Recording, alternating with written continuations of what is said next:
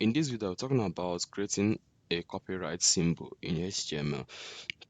It's very simple. So just create a simple HTML structure inside the body.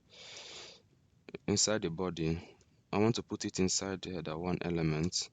What I will now do is to just create this simple. Use the word. Use this symbol.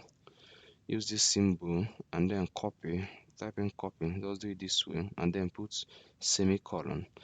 The symbol will appear. Let's refresh our page. You see that. You can see the symbol is very simple and very straightforward.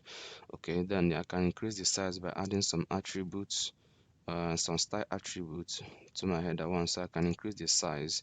So I will now say text. I will now say font size, and I say font size. I will now give it. Let me give it 3 em by size, so it can increase. You can see this. Let me make it up to. Let me say 6 em. Okay, then I will now align it to center. Let me make it come to center. Text. So text align. Text align. Text align. Now say center, so it can move to center. Okay, so this is how to create a copyright symbol in HTML. Okay, hope you enjoyed the video. Thank you for watching. See you in the next video.